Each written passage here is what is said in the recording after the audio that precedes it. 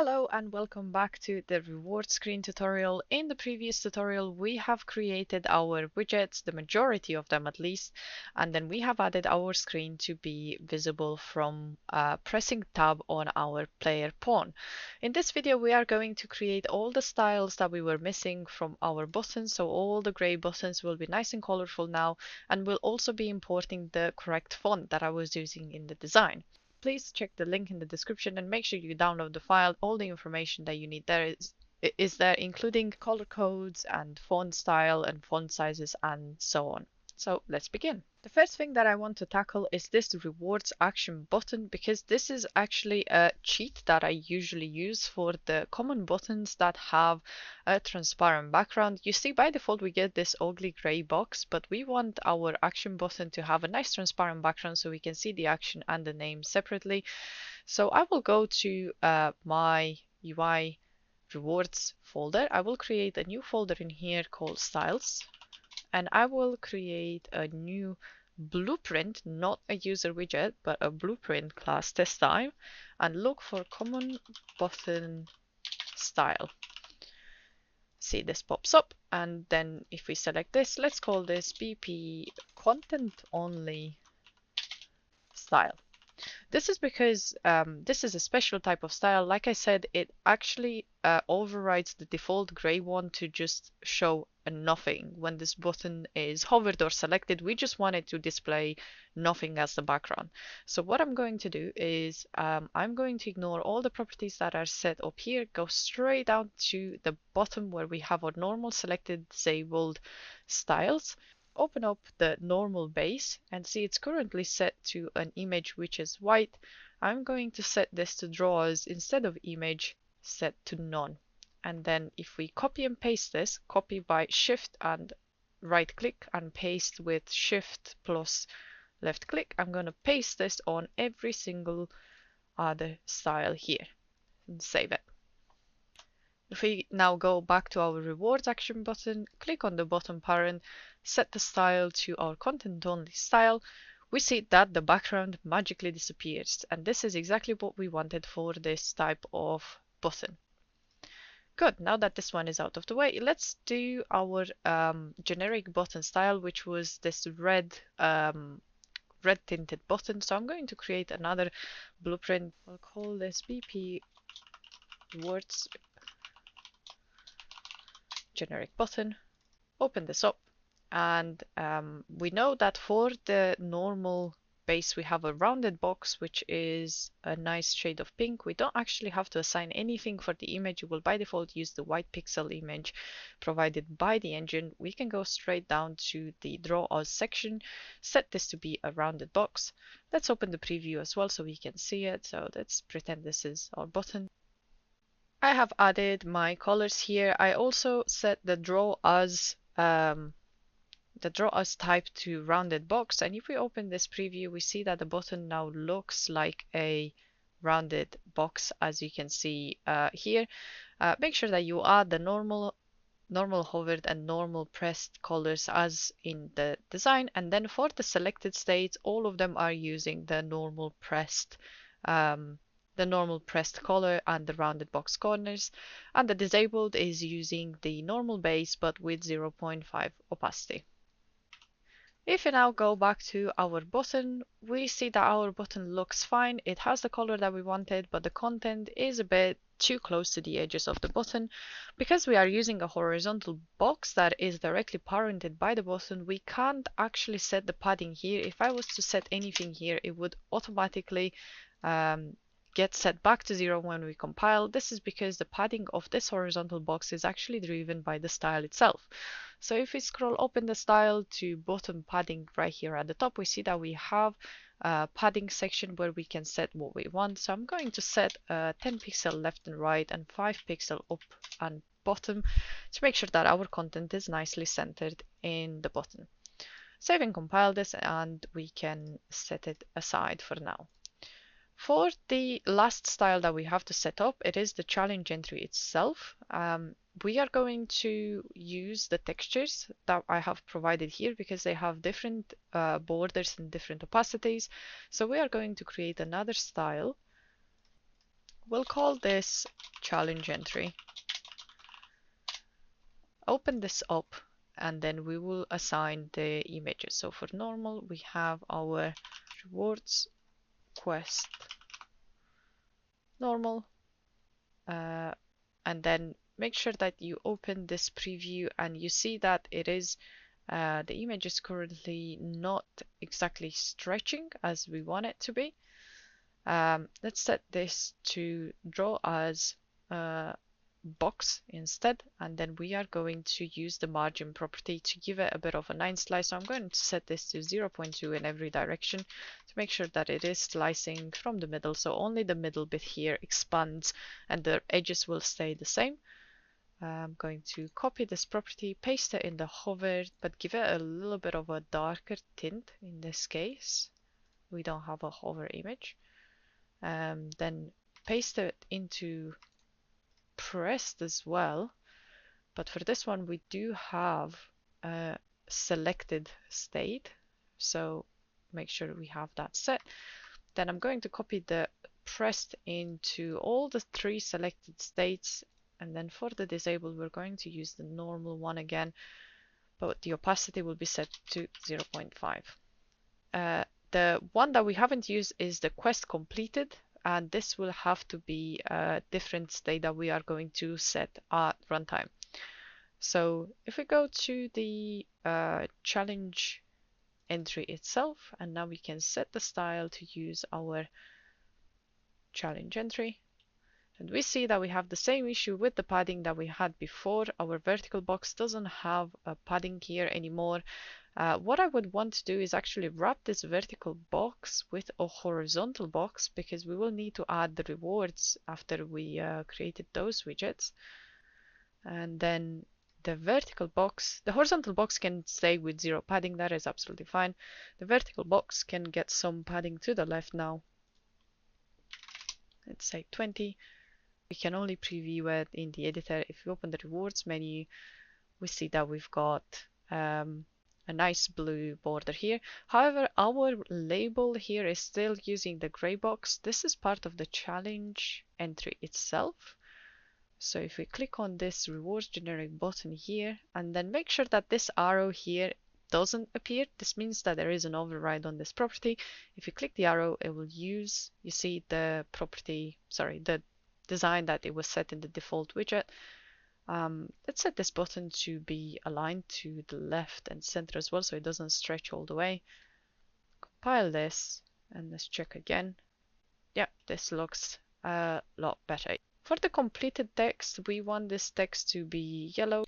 Okay, this looks more like it. If we go to the rewards menu, now you can see it. They're all nice and yellow. So we have sorted out our styles now. We also need to add the correct font, because at the moment we're using the Unreal default font and it doesn't look very appealing. So let's do that. If you go to the link in the description of this video, you should be able to download the font that I have prepared for this design. In the rewards menu, let's create a new folder, call it fonts. After you extract the zip folder, you should have multiple TFF files. Make sure you select all of them and drag all of them into Unreal. You will be prompted with this information here. Would you like to create a new font asset using the imported font face as this default font? We want to apply to all and hit no, because we only want to add the font faces for now. Select all of them and save them for now. And now that we have these font faces, we want to create a font from these faces. So what I'm going to do is right click, go to user interface, I'll look for font. This will create a new font. So we are going to call this ft_Inria serif. Okay, open this up, and this will be a completely empty font. What we need to do now is create, for each font face that we have, we need to create a new entry in here. I will create the first one and then I will speed up the video. So the first one will be called Inria serif regular. And then in the drop down, we want to select the Inria Serif regular to represent this font. As you can see, I have added all of mine here. The only thing that you need to be aware of that the first one in this list that you add will be the default font face used when you assign this font to widget. You can also see a nice preview with all of them down here. Feel free to pause the video to add your own. If we go back to our rewards menu now, we can start replacing our font. So if we click on the rewards, we can then select the Inria Serif font from the drop-down, and you see that by default it will use the Inria Serif regular, but I think this is actually set to bold, so I'm going to set that to the bold. Same with the subtitle. I'm just going to quickly go around the other text elements that I have in the widgets and set the correct font and style that we use for all of them. Okay, back to the rewards menu now. It looks more like what we had designed. Next thing that we should set up is the rewards boxes, because we have several different rewards types. We have gems, rubies, crystals, and XP. And as you can see, we've got two variations. We've got a small box and a large box for the rewards. We should set this up and then set up the details panel of a challenge. So let's start with the small rewards boxes. We should probably be only making one widget for this and then set the variable size for it. So if we create a new user widget,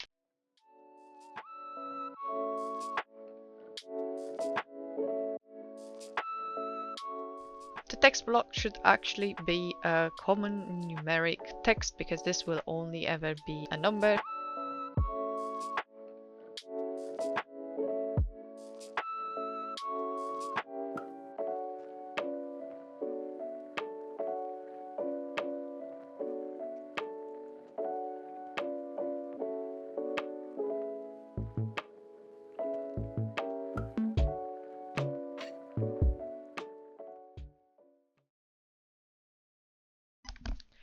So you can see that I have added my text in a border, but the border that I have here, it is a square, but image behind it's a rounded box. So I will add the rounded box corners only for the bottom and the bottom right and bottom left of this image.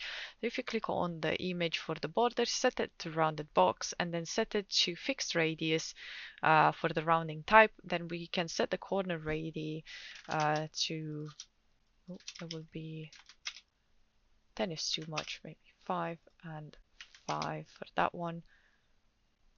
And then if we adjust the size of this, we just need to make sure that we have two sizes for this box. One is 90 by 90. That will be the small reward box. See, that looks okay. And then 150 by 150. So that looks like it's not it's too small, it's too big, but that is because our I have not nine sliced our background. So I'm just gonna go and quickly set this to a box and make sure that it is 9 sliced like that. It will stay consistent regardless of the size, so the rounding type will stay the same.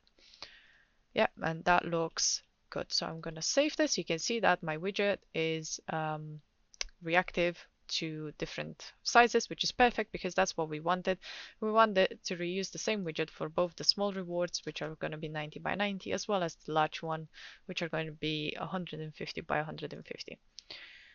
Okay, let's go back to our challenge entry, and we're just going to add a few rewards here to see what it looks like. These are going to be generated at runtime, but we do need a box where we will add them.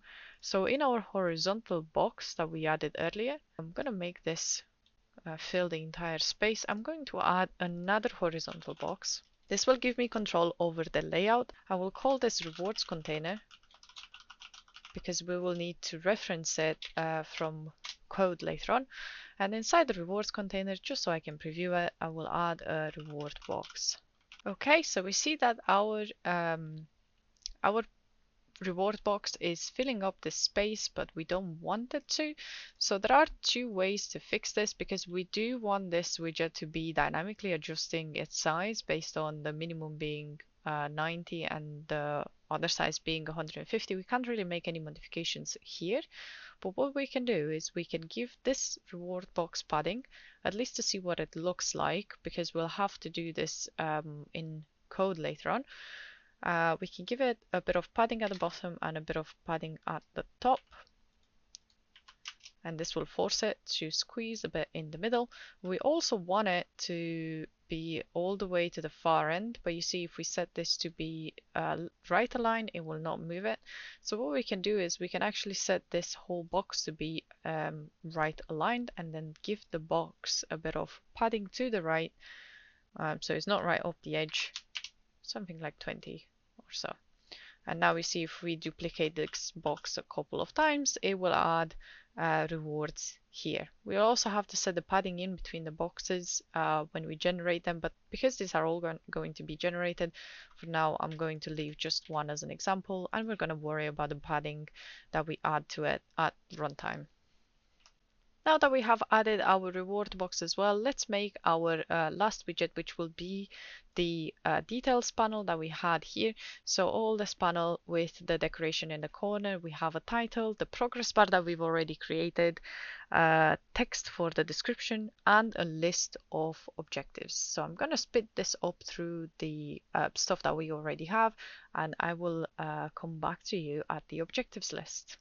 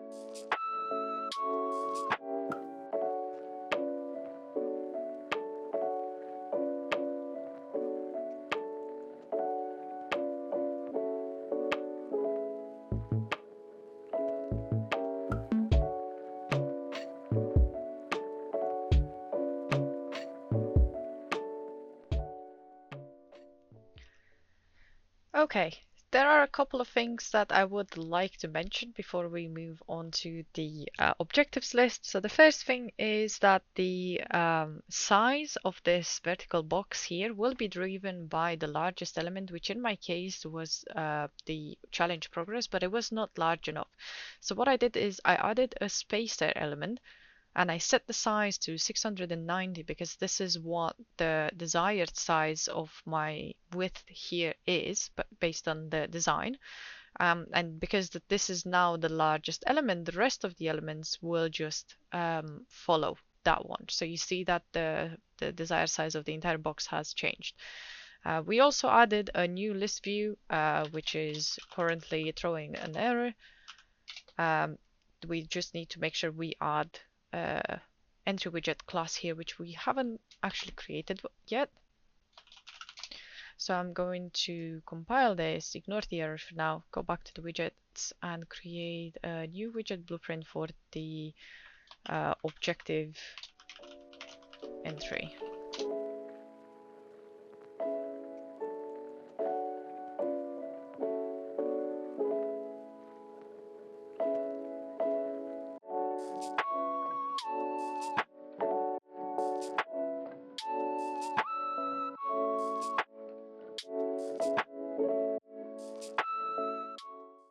Okay, and now we will need to set this objective entry to inherit from our interfaces for the list view, which is object list, user object list entry, to make sure that we can use it as an entry here. And now if we go to the dropdown for the entry widget class, we should see here the objective entry.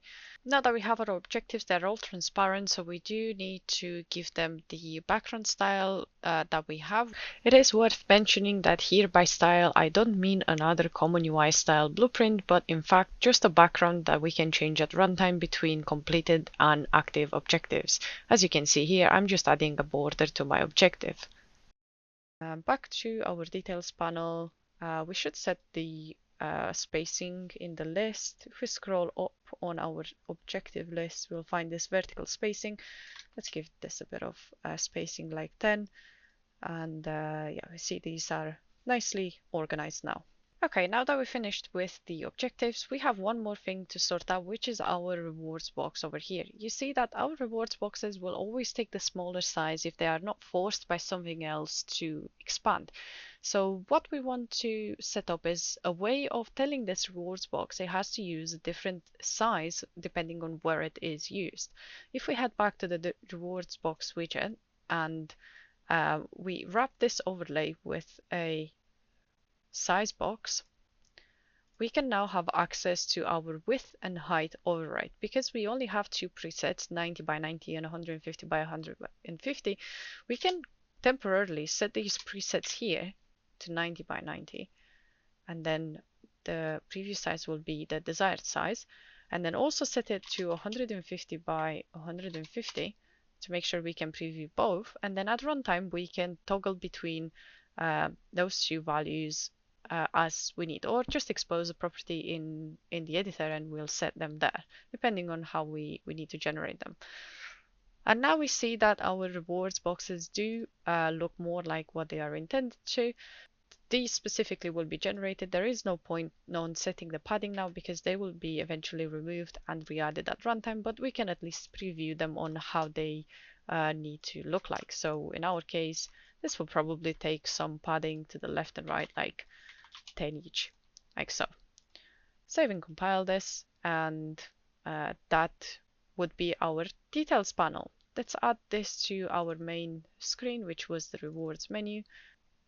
Make sure that this is centered, like so. And now make sure that the size of this is 1920 by 1080, which is our native resolution. We can see that it looks pretty good so far. We just need to move this rewards title a little bit higher up so it is not cut off. I'm going to leave this here and open it in game to see what it looks like.